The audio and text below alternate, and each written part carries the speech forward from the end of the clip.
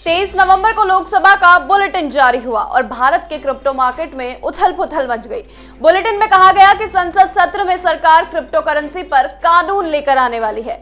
खबर फैलते ही भारत के करीब 10 करोड़ क्रिप्टो इन्वेस्टर्स पैनिक में आ गए और क्रिप्टो मार्केट गिरने लगा। अगले दिन सबसे प्रचलित क्रिप्टो करेंसी बिटकॉइन में 17% तक की गिरावट दर्ज की गई। अब समझते हैं कि आखिर क्रिप्टो करेंसी होती क्या है, नए बिल का क्रिप्टो इन्वेस्टर्स पर क्या असर होगा। बिल में प्राइवेट क्रिप्टो करेंसी की बात हो रही है, ये क्या होती है, क्या वाकई सरकार क्रिप्टो को बैन कर सकती है, कैसे तैयार होती है क्रिप्टो करेंसी और इसका इतिहास क्या है, जानने के लिए देखिए मरुधा बुलेटिन की खास रिपोर्ट। आपके साथ मैं हूं महिमा जैन। सबसे पहले समझते हैं क्रिप्टो करेंसी क्या है। ये ठीक रुपए, डॉलर या किसी भी दूसरी करेंसी की तरह ही है, बस फर्क इतना है कि ये डिजिटल है, यानी इसे आप नोट या सिक्के की तरह जेब में नहीं रख सकते, क्योंकि ये पूरी करेंसी क्रिप्टोग्राफी के सिद्धांत पर आधारित है। ब्लॉकचेन टेक्नोलॉजी से बनी है, इसलिए इसे क्रिप्टो करेंसी कहा जाता है।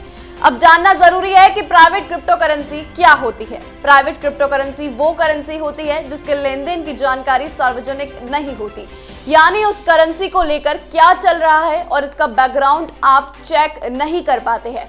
तो वहीं जानते हैं पब्लिक क्रिप्टो करेंसी क्या होती है। जी हाँ, जिसके लेन देन की जानकारी सार्वजनिक रूप से उपलब्ध रहती है, इस वजह से इनका बैकग्राउंड चेक किया जा सकता है और ये ज्यादा भरोसेमंद होती है। हालांकि सरकार जो बिल लाने वाली है उसमें प्राइवेट क्रिप्टो करेंसी को किस तरह से परिभाषित किया जाएगा वो भी समझना होगा। सरकार चाहे तो सभी तरह की क्रिप्टो करेंसी को प्राइवेट का दर्जा दे सकती है। अब सवाल है कि आखिर बिल में क्रिप्टो को लेकर संभावित क्या क्या हो सकता है, चलिए एक बार वो भी जान लेते हैं। रिजर्व बैंक ऑफ इंडिया यानी कि आरबीआई एक नई डिजिटल करेंसी जारी कर सकता है। ये सरकारी या पब्लिक क्रिप्टो करेंसी होगी। सरकार प्राइवेट और पब्लिक क्रिप्टो करेंसी को अलग अलग कर प्राइवेट को पूरी तरह बैन कर दे और पब्लिक के लिए कुछ नियम कायदे लेकर आए। वैसे भी मार्केट में प्राइवेट क्रिप्टो करेंसी ज्यादा नहीं है, इस वजह से मार्केट पर ज्यादा असर नहीं आएगा। सरकार बहुत सामान्य तरह से रेगुलेशन लाकर क्रिप्टो को रेगुलेट कर सकती है और इस पर टैक्स लगा सकती है। लॉन्ग टर्म, शॉर्ट टर्म या कितने क्रिप्टो आप खरीद बेच रहे हो उस हिसाब से टैक्स लगाया जा सकता है। सरकार अपना खुद का वॉलेट लेकर आ सकती है, इस वॉलेट को आरबीआई जारी करेगा और इसके जरिए आप क्रिप्टो करेंसी को खरीद या बेच पाएंगे। इससे क्रिप्टो करेंसी से जुड़े सारे लेन देन का रिकॉर्ड मेंटेन रहेगा। इससे क्रिप्टो करेंसी इन्वेस्टर्स का सरकार पर भरोसा भी बढ़ेगा। अब सबसे पेचीदा सवाल जो इस वक्त खासकर सभी युवाओं के मन में है, क्या सरकार क्रिप्टो करेंसी को पूरी तरह बैन नहीं कर सकती? किसी भी सरकार का कंट्रोल उसके देश तक ही सीमित होता है, लेकिन इंटरनेट की दुनिया की कोई सीमा नहीं।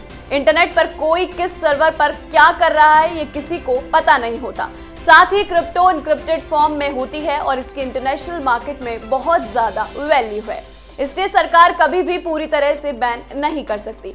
अगर सरकार बैन करती भी है तो भी लोग अलग अलग तरीकों से इसकी ट्रेडिंग कर सकते हैं। क्रिप्टो की एक खासियत ये भी है कि इस पर न किसी सरकार, न बैंक और न ही किसी एक व्यक्ति का कंट्रोल होता है।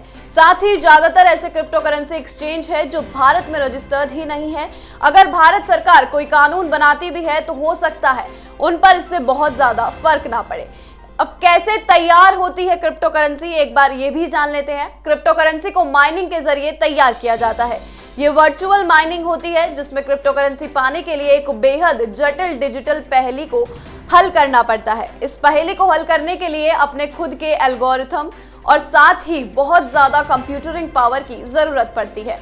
इसलिए सैद्धांतिक तौर पर कह सकते हैं कि क्रिप्टो करेंसी को कोई भी बना सकता है, लेकिन व्यवहारिक रूप से देखें तो इसे बनाना बहुत ही मुश्किल काम है। क्रिप्टो करेंसी को रिस्की क्यों माना जाता है? जब आप रुपए, डॉलर, येन या पाउंड की बात करते हैं तो उस पर उसे जारी करने वाले देश के केंद्रीय बैंक का नियंत्रण होता है। ये करेंसी कितनी और कब छपेगी ये देश की आर्थिक परिस्थिति को देखकर तय किया जाता है, पर क्रिप्टो करेंसी पर किसी का कंट्रोल नहीं है। ये पूरी तरह से डिसेंट्रलाइज्ड व्यवस्था है, कोई भी सरकार या कंपनी इस पर नियंत्रण नहीं कर सकती। इसी वजह से ये रिस्की भी है। फिलहाल के लिए इतना ही। आप देखते रहिए मरुधा बुलेटिन। नमस्कार।